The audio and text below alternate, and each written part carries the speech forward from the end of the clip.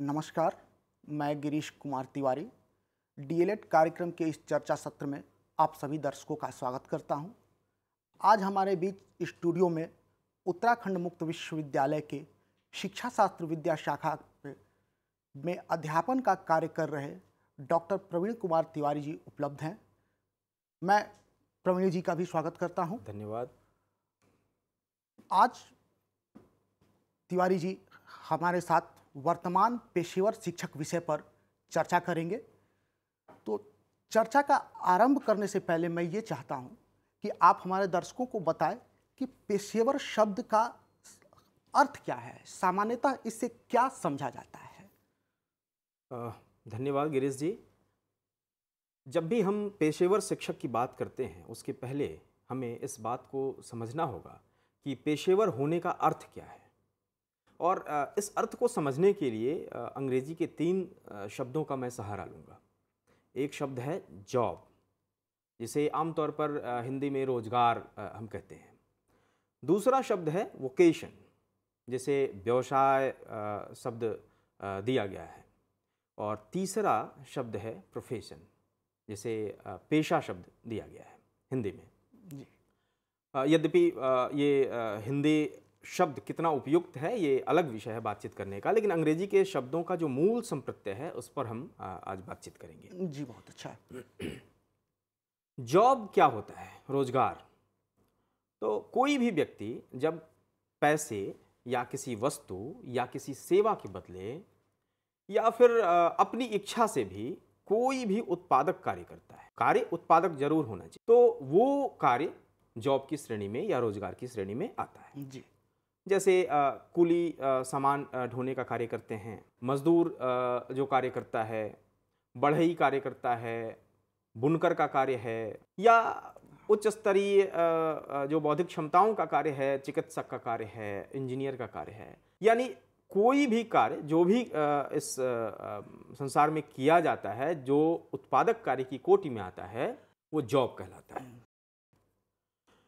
दूसरा शब्द वोकेशन। वो वोकेशन एक ऐसा जॉब है जिसको करने के लिए किसी खास प्रकार के कौशल और प्रशिक्षण की जरूरत पड़ती। बिना उस कौशल और प्रशिक्षण के वो कार्य किया जाना मुश्किल होता है। और इस कौशल और प्रशिक्षण के लिए सामान्य बौद्धिक कौशलों की भी आवश्यकता होती है, जैसे बढ़ई का कार्य है, और इस बढ़ई का कार्य है, बुनकर का कार्य है, मैकेनिक का कार्य है, बिजली मिस्त्री का कार्य है। इन सारे कार्यों के लिए खास कौशल और प्रशिक्षण की जरूरत है। कोई भी व्यक्ति, कोई लेमैन इस कार्य को नहीं कर सकता है जी। किसी के सानिध्य में रहकर उसे सीखना पड़ता है इस कार्य को। लेकिन ये सारे कार्य कोई बहुत उच्च स्तरीय बौद्धिक कौशलों की जरूरत है ऐसा प्रदर्शित नहीं होता इन कार्यों के लिए, यानी नीड नहीं है बहुत उच्च स्तरीय बौद्धिक कौशलों की, लेकिन सामान्य बौद्धिक कौशल अवश्य आवश्यकता पड़ती है। जी जी जी बिल्कुल। जो तीसरा शब्द जिस पे आज हम लोग बातचीत कर रहे हैं शिक्षक के संदर्भ में, वो शब्द है प्रोफेशन, यानी पेशा। तो पेशा एक ऐसा वोकेशन है, जैसे ही मैं वोकेशन कहता हूं अर्थात प्रोफेशन भी जॉब है और वोकेशन भी है, दोनों है, दोनों है। तो एक ऐसा वोकेशन है जिसके लिए उच्च स्तरीय बौद्धिक कौशलों पर आधारित विशेषीकृत शैक्षिक प्रशिक्षण की आवश्यकता होती है। इसमें 2 खास बातें हैं। एक तो जिन बौद्धिक कौशलों की जरूरत है वो उच्च स्तरीय है, और दूसरा कि जिस प्रशिक्षण की जरूरत है वो विशेषीकृत है और शैक्षिक प्रशिक्षण है। अर्थात यह प्रशिक्षण उन शोधों और अनुभवों के आधार पर जो सिद्धांत विकसित हुए हैं, जो नियम विकसित हुए हैं, जो कौशल विकसित हुए हैं, उस पर यह प्रशिक्षण आधारित है। जैसे चिकित्सक का कार्य, इंजीनियर का कार्य, कंप्यूटर प्रोग्रामर का कार्य, या कोई भी ऐसा कार्य जिसमें उच्च स्तरीय बौद्धिक कौशल की आवश्यकता हो, जरूरत हो। बिल्कुल जी। तो ये खास फर्क किसी वोकेशन को प्रोफेशन कहने के लिए ये बिंदु अत्यंत आवश्यक है कि उसमें क्या उच्च स्तरीय बौद्धिक कौशलों का उपयोग हुआ है अथवा नहीं। इसको इस तरीके से हम ज़्यादा देख सकते हैं कि जॉब, कोई भी उत्पादक कार्य जॉब है, वो खास प्रकार का जॉब जिसके लिए सामान्य कौशल और प्रशिक्षण की जरूरत है, वो वोकेशन है। और वो खास प्रकार का जॉब और वोकेशन जिसके लिए उच्च स्तरीय बौद्धिक कौशलों की जरूरत है और उच्च स्तरीय शैक्षिक प्रशिक्षण की आवश्यकता है, वह प्रोफेशन है। यहाँ पर मैं थोड़ा सा आपको रोकना चाहूँगा। क्या हम इसको इस प्रकार से भी समझ सकते हैं कि हर एक प्रोफेशन एक वोकेशन है और हर एक वोकेशन एक जॉब है? जी बिल्कुल। इस स्लाइड में मैंने वही स्पष्ट करने की कोशिश की है कि हर एक प्रोफेशन एक वोकेशन है और जॉब भी है, और हर एक वोकेशन जॉब है। यानी बड़ा बड़ा जो घेरा है वो जॉब का है। वो हर एक कार्य जॉब है जो कोई उत्पादकता धारण करता है जी। और वो हर एक कार्य वोकेशन है जो जिसमें सामान्य बौद्धिक कौशलों की आवश्यकता है। और वो हर एक कार्य प्रोफेशन है जिसमें उच्च स्तरीय बौद्धिक कौशलों और शैक्षिक प्रशिक्षण की आवश्यकता पड़ती जी। है। अब बातचीत हमारी हो रही है वर्तमान पेशेवर शिक्षक के विषय में, और शिक्षक का कार्य शिक्षण से जुड़ा है, शिक्षक का कार्य ही शिक्षण है। तो क्या हम शिक्षण को एक पेशा के रूप में देख सकते हैं, या ये कह सकते हैं कि शिक्षण एक पेशा है? जी, इस बिंदु पे जब हम बातचीत करते हैं तो हमें ये सोचना होगा कि जब एक शिक्षक शिक्षण हेतु विद्यालय में या किसी कॉलेज में जाता है तो उसे किन प्रश्नों का सामना करना पड़ता है। तो जो विशेष प्रश्न है उसके सामने उठ के आते हैं कि वह क्यों पढ़ाए, क्या ज़रूरत है पढ़ाने की, वो क्या पढ़ाए, कंटेंट क्या हो पढ़ाने का, वो किसे पढ़ाए, मतलब किस स्तर के लोगों को वो पढ़ाना शुरू करे उस खास विषय को, और वो कैसे पढ़ाए, वो किस विधि का प्रयोग करे पढ़ाने के लिए जी। वो कैसे यह पता लगाए कि जो उसने पढ़ाया उस ज्ञान को विद्यार्थियों ने ठीक ढंग से अर्जित किया है, अर्थात वो कैसे परीक्षण करे। ये सारे सवाल एक शिक्षक के जेहन में तब उठते हैं जब वो विद्यालय में या कॉलेज में पढ़ाने के लिए जाता है। अब ध्यान देने योग्य यह बात है कि इन सभी प्रश्नों के उत्तर के लिए किसी भी व्यक्ति को उच्च स्तरीय बौद्धिक चिंतन करना पड़ता है। ये सामान्य प्रश्न नहीं है। तो सीधे तौर पे जो पेशा का एक खास पेशा होने की एक खास शर्त है कि उच्च स्तरीय बौद्धिक चिंतन की जरूरत उसमें हो, तो शिक्षण के लिए भी उच्च स्तरीय बौद्धिक चिंतन की जरूरत पड़ रही है। दूसरी चीज कि इन प्रश्नों के संदर्भ में जो पूर्व में शोध हुए हैं या लोगों ने अनुभव अर्जित किए हैं कई विद्वानों ने, और उन शोधों व अनुभवों के आधार पर कुछ सिद्धांतों, नियमों, प्रक्रियाओं व कौशलों की व्याख्या की है। वो सारे सिद्धांत, नियम, प्रक्रियाएं और कौशल उनके शिक्षण को सहज, सरल, सुगम बनाने की दिशा में बढ़ाते हैं। और हम ये देखें कि शोध व अनुभव आधारित इस ज्ञान, बोध व कौशल का विशेषीकृत शैक्षिक प्रशिक्षण प्राप्त करने के उपरांत कोई भी व्यक्ति बेहतर ढंग से शिक्षण का कार्य संपादित कर सकता है। तो जो आवश्यक शर्तें थीं किसी भी जॉब या किसी भी वोकेशन को पेशा करने के लिए, वो आवश्यक शर्त थी कि उच्च स्तरीय बौद्धिक चिंतन की जरूरत पड़े। दूसरी शर्त थी कि वो शोध व पूर्व अनुभवों के आधार पर जो सिद्धांत, नियम, प्रक्रियाएं विकसित हुई हैं उन पर वो आधारित हो। तो ये, और उसके लिए एक विशेषीकृत शैक्षिक प्रशिक्षण की जरूरत हो। ये तीनों चीजें शिक्षण के पेशे के लिए आवश्यक हैं। और इस प्रकार हम ये कह सकते हैं कि शिक्षण का जो पेशा है, शिक्षण एक पेशा है, यानी जिसमें उच्च स्तरीय बौद्धिक चिंतन के माध्यम से किए गए शोधों व अर्जित अनुभवों के आधार पर विकसित सिद्धांतों, नियमों, प्रक्रियाओं, कौशलों आदि के विशेषीकृत शैक्षिक प्रशिक्षण द्वारा अच्छे शिक्षक का निर्माण किया जा सकता है। और इस प्रकार शिक्षण एक पेशा है।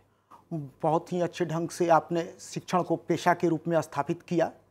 अब यहाँ पर मेरे मन में एक उत्सुकता जाग रही है, और संभवतः हमारे दर्शकों के मन में भी उत्सुकता उठ रही होगी कि जब शिक्षण एक पेशा है तो क्या इस कार्य को करने के लिए शिक्षक को पेशेवर होना आवश्यक है, या एक सामान्य शिक्षक भी शिक्षण कार्य कर सकता है? गिरीश जी, इस संदर्भ में दो प्रकार के मत सामने आते हैं। जी जो पहला मत है वो ये कहता है कि शिक्षण के लिए किसी विशेष पेशेवर प्रशिक्षण या शिक्षा की आवश्यकता नहीं होती। यह मत यह भी कहता है कि कोई भी व्यक्ति जिसे अपने विषय का ज्ञान है वो विषय का शिक्षण कर सकता है। और इसमें जो प्रमुख मान्यताएं हैं इसकी वो हैं कि शिक्षण के लिए विषय ज्ञान आवश्यक है। जी दूसरी कि शिक्षण के लिए प्रशिक्षण आवश्यक नहीं है बल्कि लोग खुद के अनुभवों के आधार पर शिक्षण कर सकते हैं। और जैसे ही ये बात हमारे सामने आती है तो ये तीसरा बिंदु प्रकट होता है जी कि यह मत शिक्षक के दायित्व का क्षेत्र केवल कक्षा तक ही मानता है। यानी जो इंटरवेंशन है एक टीचर का जी। वो क्लासरूम तक ही सीमित करता है। जी और ये मानता है कि किसी विशेष प्रशिक्षण की जरूरत नहीं है, शिक्षक जन्मजात होता है और यदि वो विषय जानता है तो वो पढ़ा सकता है। जो इस संदर्भ में दूसरा मत है वो कहता है कि नहीं, शिक्षण एक पेशा है और इसमें कुछ खास नियम सिद्धांत हैं। शिक्षक इसका अभिकर्ता है इस पेशे का, और अन्य पेशेवरों की तरह भी शिक्षकों में भी पेशेवर दक्षता होती है। जी इनकी अपनी पेशेवर पहचान होती है और सोदेश्य तरीके से इस पेशेवर गुणों का विकास एक शिक्षक के अंदर किया जा सकता है। जी तो इन दो मतों को देखें तो कुछ लोग प्रथम मत के मानने वाले हैं कि जन्मजात शिक्षक होता है, विषय का ज्ञान हो तो पढ़ा सकता है, और दूसरे वे लोग हैं जो ये मानते हैं कि नहीं, पढ़ाने के लिए पढ़ाने के नियमों, सिद्धांतों, कौशलों को जानना जरूरी है और उसके लिए एक विशेषीकृत शैक्षिक प्रशिक्षण की आवश्यकता है और इसलिए शिक्षण के लिए एक शिक्षक के लिए पेशेवर होना आवश्यक है।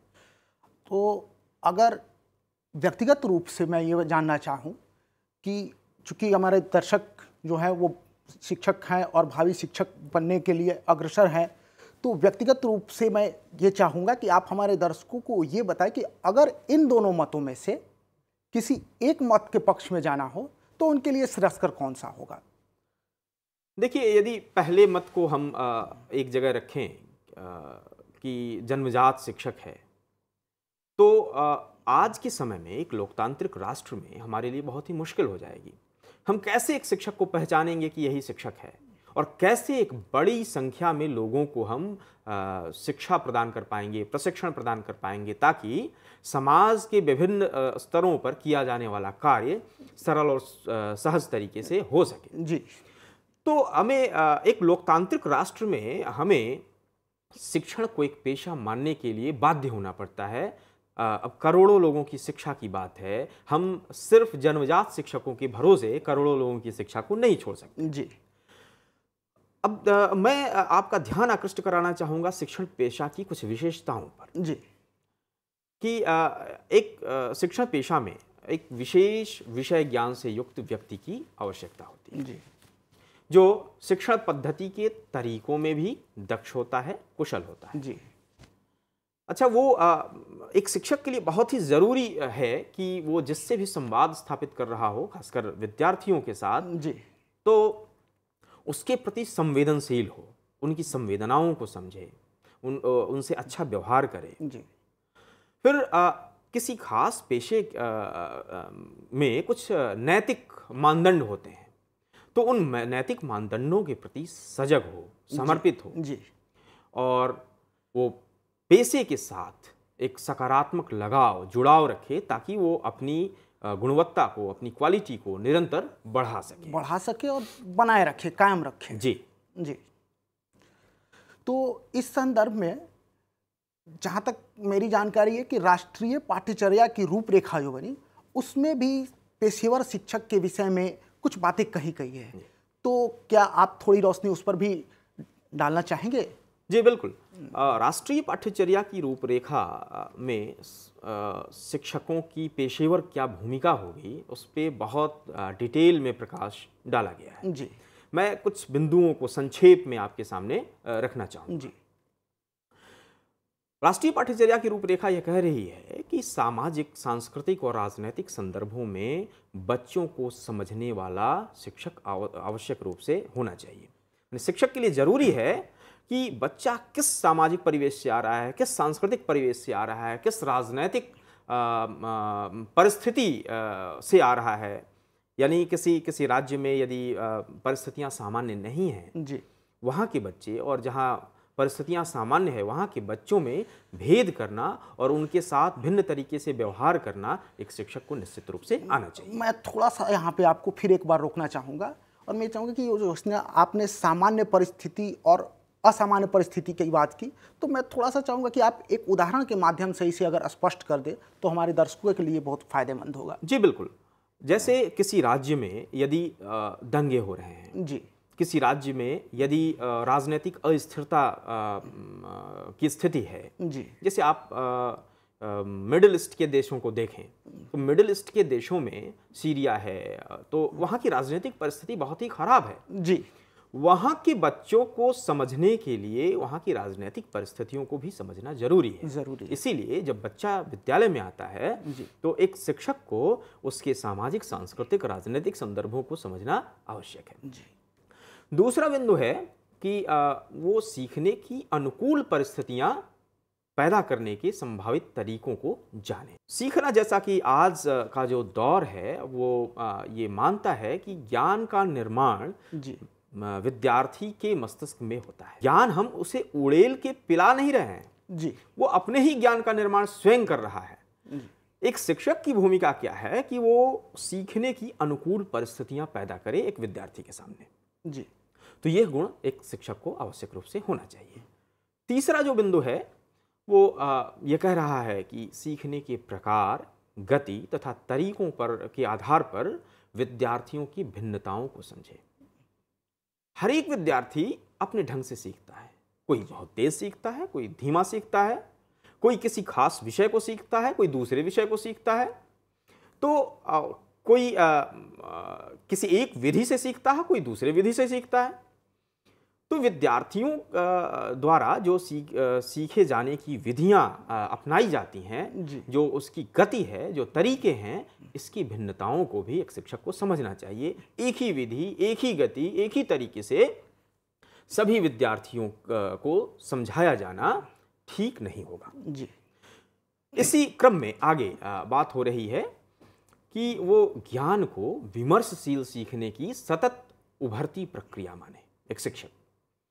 ज्ञान अल्टीमेट जो शिक्षक प्रदान कर दिया वही नहीं है। जी, ज्ञान परिचर्चा के माध्यम से, ज्ञान संवाद के माध्यम से, ज्ञान चिंतनशीलता के माध्यम से निरंतर विद्यार्थी के मन में निर्मित होता है। जी, तो सिर्फ बताई गई बातों को स्वीकार कर लेना ये सिखाने की बजाय निरंतर विमर्शशील रहना ये सिखाना एक शिक्षक का दायित्व है और ये गुण उसमें होना चाहिए। जी, अगली बात है कि जो ज्ञान को पाठ्यपुस्तकों के बाह्य ज्ञान के रूप में न देकर साझा संदर्भों और व्यक्तिगत संदर्भों में उसके निर्माण को देखा जाए।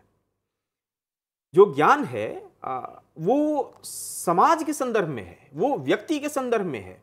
एक ही ज्ञान यदि हमें सामाजिक ताने बाने को समझना है तो सीरिया की परिस्थितियां भिन्न हैं, भारत की परिस्थितियां भिन्न हैं, चीन की परिस्थितियां भिन्न हैं।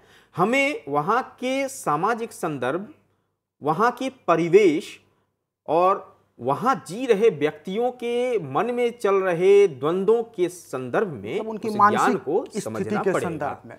यानी ज्ञान कोई बहुत ही एब्सोल्यूट या अलग चीज नहीं है। ज्ञान संदर्भात्मक है, वो उन परिस्थितियों, परिवेशों पे और व्यक्ति के मन में चल रहे द्वंद्वों पर निर्भर करता है। जी।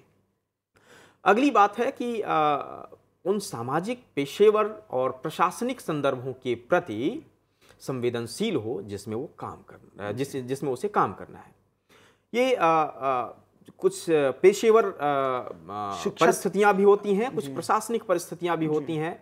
जैसे एक राजतंत्रात्मक व्यवस्था में एक शिक्षक को काम करना हो, एक लोकतंत्र में काम करना हो, एक साम्यवादी शासन में काम करना हो, ये सारी परिस्थितियां भिन्न भिन्न हैं, सबकी सीमाएं हैं, सब में उसके द्वारा दिए गए ज्ञान को तय किया जाता है।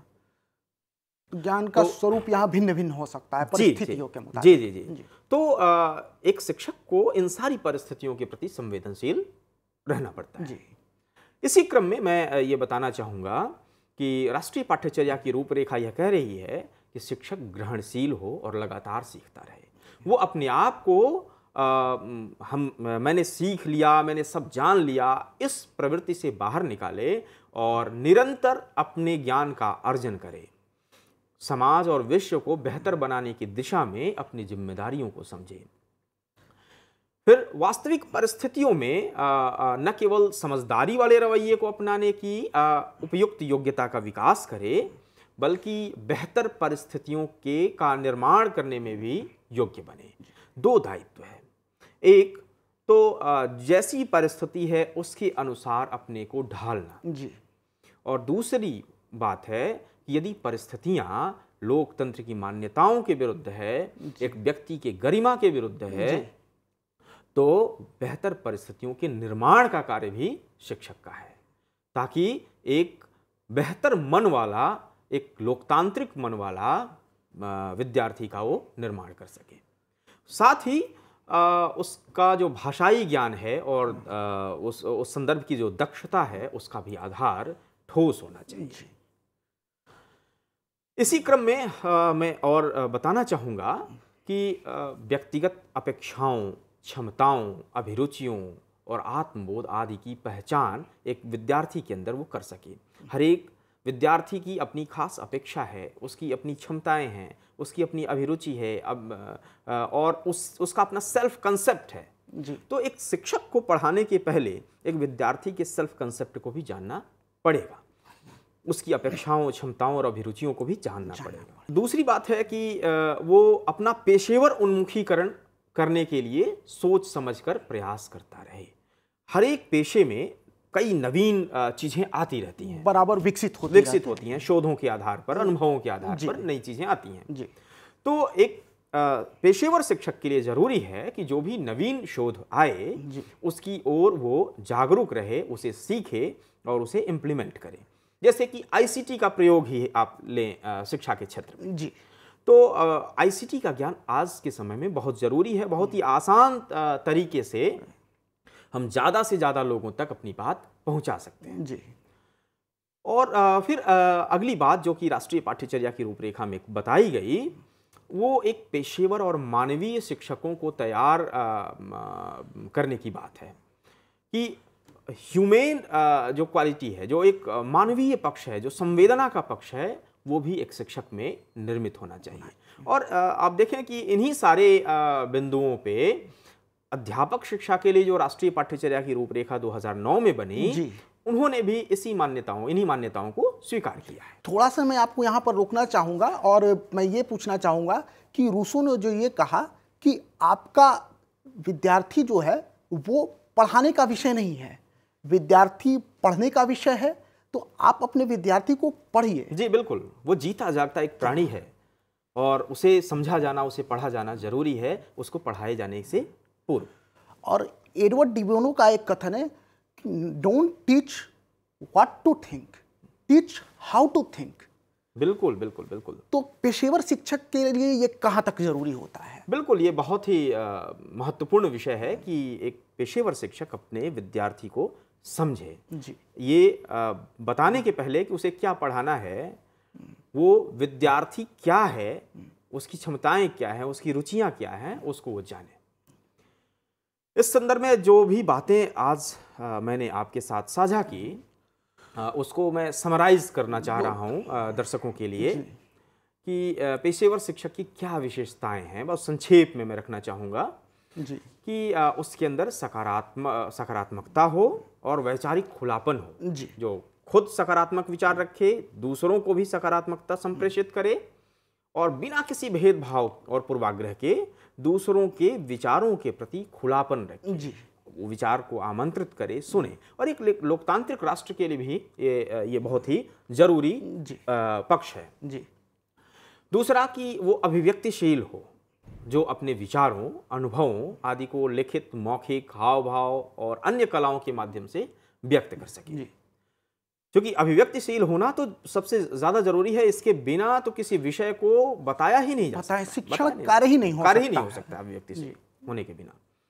वो एक अच्छा श्रोता हो, एक अच्छा वक्ता के लिए एक अच्छा श्रोता होना आवश्यक है, बहुत आवश्यक है। और एक शिक्षक के लिए तो बहुत ही ज्यादा जरूरी है कि वो धैर्यपूर्वक अपने विद्यार्थियों को सुन सके, उनके परिप्रेक्ष्य से अवगत हो सके, उनकी समस्याओं को समझ सके। फिर वो विश्वसनीय हो, वो जो कार्य कर रहा है उसके प्रति ईमानदार हो, वो प्रामाणिकता से विषय को प्रस्तुत करे। ऐसा नहीं कि वो विषय ज्ञान ही उसके पास ना हो, वो चीज़ों को बिना तथ्यों के साथ प्रस्तुत करे, तो ऐसा नहीं होना चाहिए। विश्वसनीयता, प्रामाणिकता के साथ विषय को रखना चाहिए। सबसे महत्वपूर्ण पक्ष है कि वो उसका व्यवहार प्रीतिकर हो। एक शिक्षक के लिए बहुत ही महत्वपूर्ण गुण है। उसका व्यक्तित्व सहज और सरल हो और अंतर्वैयक्तिक संबंध बनाने में वह कुशल हो। यानी एक रिश्ता जो विद्यार्थियों और शिक्षकों के बीच बनता है जी, वो रिश्ता बनाने में, वो रिश्ता तभी बन पाएगा जब एक शिक्षक का व्यक्तित्व सहज और सरल होगा। यानी लगाव और विश्वास का भाव विद्यार्थियों में पैदा करना शिक्षक के लिए बहुत ही जरूरी है जी। और वो व्यवस्थित हो, संगठित हो, समयबद्ध हो, उसके निष्पादन में बिखराव ना हो, योजनाबद्ध तरीके से अपने दायित्व का निर्वहन करे और आत्मविश्वासी हो। आत्मविश्वासी होना बहुत जरूरी है। फिर जो महत्वपूर्ण पक्ष है कि सांवेगिक दृष्टि से संतुलित हो। डेनियल गोलमान ने जो एक कंसेप्ट दिया सांवेगिक बुद्धि की जी, तो उसके संदर्भ में एक बात सामान्यतया कही जाती है कि व्यक्ति 80% सफलता अपनी सांवेगिक बुद्धि के आधार पर प्राप्त करता है जी, और 20% सफलता अपने अन्य गुणों के आधार पर करता है। तो एक शिक्षक के लिए सांवेगिक दृष्टि से संतुलित होना बहुत ही जरूरी है। भावनात्मक अस्थिरता शिक्षण और अंतर्वैयक्तिक संबंध को प्रभावित करती है। फिर शिक्षक अभिप्रेरित हो, वो कार्य निष्पादन में आगे आए, निरंतर ऊर्जावान बना रहे। जब तक वो अभिप्रेरित नहीं होगा, वो नई चीज़ों को सीखेगा नहीं और अपनी विद्यार्थियों की समस्याओं को सुनने के लिए भी तैयार नहीं होगा। साथ ही शिक्षक को रचनात्मक होना चाहिए। शिक्षण के साथ अन्य पाठ्य सहगामी कार्यों में भी वो रचनात्मक हो और उसको जोड़े। वो शिक्षण के साथ अन्य पाठ्य सहगामी क्रियाओं को, कला को, नृत्य को, संगीत को भी जोड़े ताकि शिक्षण अधिक रोचक हो सके। बहुत और वो संवेदनशील और तदनुभूति से पूर्ण व्यवहार करे। तदनुभूति एक शिक्षक के लिए बहुत जरूरी है। जब तक तदनुभूति होती है, जिसे अंग्रेजी में एम्पैथी कहते हैं जी, वो उसी कष्ट को महसूस करना जो सामने वाला महसूस कर रहा है जी। ये तदनुभूति का गुण ऐसा है कि जो शिक्षक और विद्यार्थी के बीच की दूरी है वो समाप्त हो जाती है और विद्यार्थी एक शिक्षक के प्रति सुरक्षा और स्नेह की अनुभूति करता है। साथ ही शिक्षक को विद्यार्थियों के कल्याण के लिए प्रतिबद्ध होना चाहिए जी। उसे विषय का जानकार होना चाहिए जी। और निरंतर खुद को अद्यतन करते रहना चाहिए। उसके अंतर्गत नेतृत्व की क्षमता भी होनी चाहिए जी। और साथ ही एक अच्छा नेता वो है जो दूसरों को भी आगे आने का मौका दे। तो वो नेतृत्व की क्षमता हो और दूसरे में भी नेतृत्व का कौशल विकसित कर सके। जिज्ञासु हो और सतत अधिगमरत हो। समूह में कार्य करने में कुशल हो, क्योंकि समूह में कार्य करना, आज जो कोलैबोरेटिव लर्निंग, कोऑपरेटिव लर्निंग की हम बात करते हैं, वो समूह में कार्य करने में कुशल शिक्षक ही संपादित कर सकता है। और नए माहौल में अनुकूलन करने की क्षमता हो उसमें। साथ ही जो वर्तमान में आज बहुत ही जरूरी पक्ष है, सूचना प्रौद्योगिकी में दक्ष होना चाहिए एक शिक्षक को। और इस रूप में समग्रता से मैं कहूँ तो इन पेशेवर विशेषताओं से युक्त शिक्षक कक्षा, विद्यालय और समुदाय में मननशील कर्ता के रूप में अपने दायित्व का निर्वहन करते हुए सामाजिक रूपांतरण का माध्यम बन सकता है। बहुत ही अच्छे तरीके से आपने हमारे विद्यार्थियों को बताया कि पेशेवर शिक्षक क्या है, शिक्षण एक पेशा के रूप में कैसे है, पेशेवर शिक्षक के गुण क्या है, शिक्षण पेशा की क्या विशेषताएं हैं, और साथ ही साथ आपने जॉब, वोकेशन और प्रोफेशन शब्द में बड़े ही अच्छे ढंग से अंतर और संबंध दोनों को स्थापित किया। तो निश्चय ही हमारे विद्यार्थी, हमारे दर्शक आज की इस चर्चा से लाभान्वित होंगे। तो इन्हीं के साथ मैं आज की इस चर्चा को संपन्न करता हूं और बहुत बहुत धन्यवाद आपको भी और साथ में हमारे श्रोताओं को भी। सभी श्रोताओं को नमस्कार।